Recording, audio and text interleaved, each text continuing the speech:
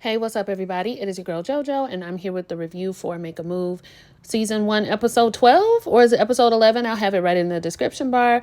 I hope you guys are doing good today. I am doing well. I did not take a whole lot of notes. I just took a few notes. But due to time, I'm just going to try to run through what happened on the show. Probably not as much detail as I would usually have, but I'm about to. You already know it's the holidays, so I'm about to get ready to go out of town. So I'm just trying to prepare for that. So I wanted to go ahead and get this review done as quick as I could. So let's talk about the show. We pick up with Tamika and the ladies in the living room because this is the night they're going to have to make some decisions. Zadia lets Tamika know that she's been having a hard time in the process as she's been on the receiving end of some verbal abuse from a certain someone. Charisse actually looked completely caught off guard by Zadia's admission. So it's like, girl, you let her get the jump on you first. She told on you first. And Charisse says that she doesn't really want to talk about it right now, and probably because she's completely unprepared. But Zadia was just like, she didn't come here to do all of that. It's very hard to be living with somebody. Tamika, who I guess is not skilled in conflict resolution, doesn't really say too much, but that she knows it can be difficult to be in the same home. And I think Venetia kind of vouched for Zadia a little bit when she was like, I don't know if I would have been able to stay as calm when she talks about, Zadia. What do I think? I think personally, both Charisse and Zadia have some mean girl in them. It seems like Charisse gets a little bit more defensive than Zadia does, and begins to, be ready to jump pretty quick to the argument, more so than Zadia. But the two of them don't really like each other, and they probably need to steer clear of each other in the house as much as they can, which I know is difficult because you got to share certain spaces. I don't know. I don't really care. The show's almost over. Let's move forward. So they get to the elimination process. Who's going to stay? Who's going to go? I'll go in order of how this kind of went. Zadia and Cam, she kept Cam around. I'm not going to sit here and talk about it because we already know they're delaying the inevitable. Next. Maurice and Charisse. I knew that Charisse was going to keep Maurice. I think they're pretty much locked in. She does ask him about her business, which I know that one of my subscribers specifically, I think your name is Gwendolyn. You've talked specifically about how none of these ladies are going to move because they all have businesses here, and you would be 100% correct. Charisse does bring that up to Maurice, to which he says, we will make compromises. And I was waiting on him to finish that sentence because I'm like, who will make compromises, you or her? And he says, and we'll make compromises without being selfish. That really doesn't tell me too much. We'll have to see how this goes. But she is an esthetician. I'm pretty sure she does have her own clientele that she's built up in Miami. And then he is a lawyer out in New Orleans. So they have to figure out how that's going to work. Vernisha has a little bit of pause with Tabari because I live over here, you live over there. And until we're in the same place, if we having communication issues already, when we're in the same place, all we're going to have is the phone when I leave. So that really does have to be solidified. But she does like the fact that he was raised well and that they've been having a really good time. So she does keep Tabari around. Tabari, you better work on that phone thing. That is important in long distance. And if you can't do it if y'all can't agree on it while you're there, if you're already messing up now, it's going to be even harder at a distance if that's what you guys are going to try to do. Then we have Ashley and Don. I never thought I would be in this position with Ashley. I never thought I would be feeling the way that I feel about her, but Ashley has really gotten on my nerves. It's very hard to watch her in scenes right now, but Ashley does say that she's really taken aback by Don not defending her, not protecting her. Don strikes me as one of them guys that's got to take a day because he came with a totally different attitude than what he had at the table when she did confront him. I don't know what it is about Don. This is more so just like a personality thing. It has nothing to do. He's not doing anything wrong. But the fact that he be getting the clothes in his eyes and trying to find the space to talk, that really gets on my nerves. I'm like, boy, say what you got to say. But, he get the clothes in his eyes and whatnot, trying to get it out, saying that he knows that things got a little topsy-turvy. She apologized. Oh, girl, Lakeisha. apologized to Ashley. He knows things got heated. At the time, he didn't know what was going on. He knew what was going on. He was just uncomfortable and he didn't know what to say. He did say that he had some kind of preconceived feelings prior to the meeting that came out when he was talking to Ashley, and we need to explore that, right? It seems that you did have some preconceived feelings about Ashley and maybe about her behavior prior to going to have that conversation with her when both of you were upset. So we need to explore what that is and if that is going to be something that you guys can get over and if you guys are going to be compatible. Ashley, I understand what she's saying about having somebody to step in. I totally agree with her. Don't let me get pummeled. But Ashley is almost speaking as if there's nothing that she has done that's alarming when it comes to Don and when it just comes to the show in general. So that part was just like, Ashley, I also need you to admit that you sometimes can get very caught up in your feelings. You can get very emotional. You're not really sure what it is that you want. And that's why you struggle so bad. You also have a hard time with rejecting, and really having important conversations that need to be had so you can move forward. Even this elimination, I'm pretty sure production put her up to being dramatic, but she always has a hard time at elimination. Like there's never a time, even when she's keeping you, that she doesn't have a hard time. I don't know. It's just something going on with Ashley where I think that being in a relationship is going to be very difficult. I wonder if she's done what I did in the past. I thought that I was healed, but really I was just avoidant. I wasn't in a relationship. I wasn't dealing with men like that. So I was just enjoying my life. So I just assumed because I was happy, I was healed. But healing, my friend always talks about Tabitha Brown saying this, that healing is a continuous process. And I wasn't doing so continuously. I just kind of was forgetting about it.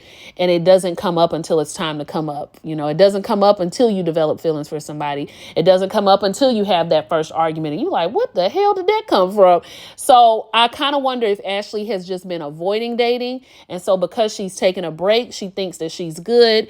And then certain things come out in conversation or in discussion with other men, or when she's on a date, she starts to fall back into some old habits that she had before. There's just something going on there. And I really hate to see it because I think that when she comes as a whole like person that really understands the business, I wanted to say the game, but I didn't want to piss nobody off. But the business of relationship, when she comes whole, I think she will be a really dope ass girlfriend and a even better wife. But it's not computing right now. So anyway, but what I do love about her, she ain't cosplaying now. She putting it all out there. She ain't faking the funk for you in the beginning and then turning into a new woman in the end. No, you go get it. You go get it all. And you decide whether you want to deal with it or not. But yeah, let's move on. All right, everybody goes on dates. Let me get them out the way. The unproblematic ones. Ashley goes on a date with Don. They go ziplining. Now, I'm going to give her this. I've been ziplining several times, but this is over some for real woods. So if you already scared of heights and you going over, it was very high. So I can understand why she was freaking out, but Ashley be doing the most anyway. So yes, they went ziplining. What else happened? Her and Donald getting back on track. Nothing too much with their date. Tabari and Vernisha go on a date. Lovely date. He shows her the city. They get along so well on their dates. They usually have pretty good conversation. Still a problem with the communication outside of the dates, though. And that's something Vernisha has to think about. But their date went well. Very explorative. He gives her the history of the city and all of that. Then Charisse and Maurice go on a date. Maurice took her horseback riding. Now, Charisse is a natural on the horse. So I kind of wonder if that's a conversation that they've had. And Maurice took her on a date because that's something she liked to do, because he was absolutely horrible, child. His feet wasn't in the stirrups right. He didn't have control over his horse. The horse was trolloping and galloping all over the place. I said, Maurice, you got to get in control of your horse. Now, how do I know that, y'all? No, I've talked about my horseback riding experience that was absolutely devastating to my life. I was in Gatlinburg, and that horse took off on me, y'all. My wig went one way. My body and the horse went the other. The little trainer man brought me my wig. Y'all, I ain't never been the same. And so it was a mystery. It was a wonder, not a mystery, that I went horseback riding again last year. I went on the beach. I asked for an old horse. Don't give me nothing young and spicy. And your horse, you're not supposed to let your horse go over by the water. You're supposed to stay in control of it and steer it towards the group. Baby, I didn't do none of that, okay? Me and my horse, we had a good time. He was old, I'm old. I let him go on over there by the water because apparently the sand is softer. So old horses always go by the water. I didn't give a damn. I let my horse go over there and do what it did. I sung him some hymns. We had a good afternoon. I was never with the group. He was slow, and I didn't care about none of that because I wasn't finna irritate my horse. My horse wanted to love me. And I let him love me. And I loved him back. I don't need to do it again no time soon. So then, after they go horseback riding, Charisse brings up again her concerns about moving. Now, this is where I started to get frustrated with the show. What were the ladies told? I want to know exactly what they were told. Because at the end of this process, Tamika tells them, you got to decide if you want to make a move with these men, and you have to tell them exactly what that means. Are you going to move to New Orleans? Do you want them to move to you? I said, hold the hell up. Now, I thought the premise of the show was make a move. The ladies were making a move. So were the gentlemen also told that they might possibly have to make a move? Because they're not acting like they were told that. So I want to know, all right, because I know Ready to Love and production like to pull the BS. And no, I'm not going to watch 80 million cast interviews with a whole bunch of I'm not doing that. I don't have time for that. I forget about these people as soon as they get off the show. Like, as soon as they get off the show. I don't care what they got to say. So I want somebody to send it to me in the messages below. I'm not going to watch no extra interviews. What were y'all told? I want to know exactly what y'all were told. Because Charisse get to crying with Maurice telling her she got a lot of responsibilities at home, and I miss my dog, and I miss my mom, and I've been in other long distance relationships before, and I don't know if you're gonna change. And I was just like, in the scene, girl, you did that. But Maurice is just like, it's all right, baby, I understand. I understand what's going through. Listen, I really did think the ladies were under the impression that they were going to have to move. Now, if it wasn't that and you had to be open to long distance until one of y'all could move, that is not how the show presented it. So all of this is looking confusing to me and like a waste of time. Like, everybody is just going to say, oh, I like you, but I don't know if I'm willing to move for you. Well, what we come over? What we doing? Hold on, y'all. I see you. I'm gonna be at stroke level.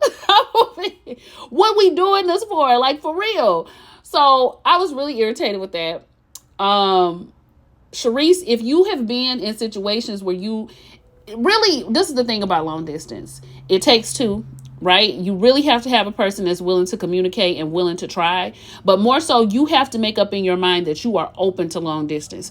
People who are open to long distance know the work that it takes to be in a long distance relationship. All you have is the phone. Until you go from visit to visit, you have to over communicate with each other. You really got to get stuff clear. Then you have to get to the point where you guys give each other enough free space without feeling resentful of one another, because it's like, we don't live around each other. So you do have automatic free space, but even when it comes to phone time, you still want your time. You still want your freedom. If you're a person that likes to travel, you got to travel to see your mate, and you got to travel to go on your leisurely vacations. It starts to add up. Who's paying for what? You really got to think about what you want to do. Okay, so I can see why it would be difficult, but my suggestion to Charisse is, if it's been difficult so many times, maybe it's time to close the door to long distance relationships and say, I don't usually get what I need in the end, so maybe I should stop doing it, I don't know. But I felt for her, but then at the same time, I was like, baby, you laying this on thick. Maurice was looking like, I don't know what to do. But I can tell their connection has gotten a lot stronger. I'll say that. So what else? Y'all, I'm losing my train of thought. Okay, last but not least, Zadia's date. Very clear date. This is the clearest that Cameron has been in a while. I mean, very clear cut. She wants to know, what does he want to do this the last couple of days? And he was just like, I'd like to remain open. If that's something that you're open to, just leave the door open. And she was just like, hold on, like, what does that mean? And he's just like, she said, oh, like, hey, friend. And basically, yes, that's what he means. Like, we could explore more. We might could do more down the road. But right now, I just don't. I think Cam is just like, I like you. If you were staying here, maybe it would be a different story. But since you are, pretty content on going back there, and I know that I'm not leaving, I don't know if a long distance relationship is ever anything I signed up for. I already am doing good, get some damn time to myself now here in New Orleans. You want me to give you time over in DC, or you want me to move baby, I don't know if I got all that to do. Okay. And he does say, maybe I came into this a little too quickly. Maybe I thought I was ready for something I wasn't. Hey, that happens. Don't make it no less disappointing. That was the only part where I was squinting my eyes at Cam, where he was just like, well, what would you rather me do? Like, would you rather me just tell you everything perfect? He kind of was doing the thing where men say, like, you want me to tell you what you want to hear? You want me to tell you the truth? Oh, baby, I always want you to tell me the truth. But what I don't want you to do is think that I'm never going to be hurt by the truth, or I'm never going to feel some type of way about the truth. I'm going to feel regardless. I got feelings. I'm a human being. I'm a woman. Okay? Even more so than a human being, I'm a woman. So that's why they call it tough conversations, because people are going to have feelings, and you can't be scared of being the person that hurt somebody in that moment. I hate having to have conversations like that, because I don't want to be the person in your mind who hurt you. But sometimes there's no avoiding that. Whether you mean to do it or not, it's just unfortunate. It's just one of those things that come with the bare necessities of life. But it was clear to Zadia. I don't know why he never been no clearer, but it was real clear to Zadia at that moment that, oh my gosh, this guy is basically trying to situationship me in the nicest way, and I don't want to do that again. That's why I came onto the show, so I could do something different. And her heart is saying, let's do the situationship, but her logical mind is saying, we don't need to do this. Zadia, you probably need to follow your logical mind. As hard as it is, y'all, I'm talking like this because, baby, I know how hard it is to follow the logic, but okay, my video had cut off. But yes, I know how hard it is to follow the logic. I've been there. Darn near still there, but you have to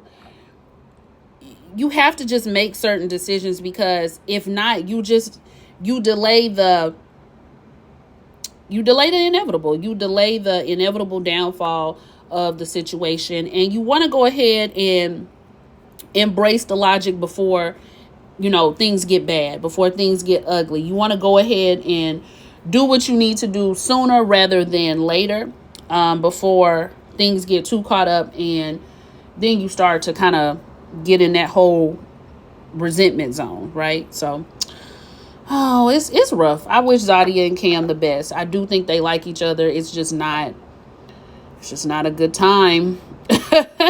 It is just not a good time. And I don't even know. I kind of feel like Cam would be different if she was moving there, but I don't even know if I know that for sure. Anyway, later on they meet with Tamika because it's time to let the gentleman know what they are going to do. So, yes, this is it. This is the end. Hallelujah. Hallelujah. Because I've been ready for this show to be over for a while. You guys let me know what y'all thought about the episode. Is there anybody that y'all can see making it? Oh, I forgot to mention that in the end,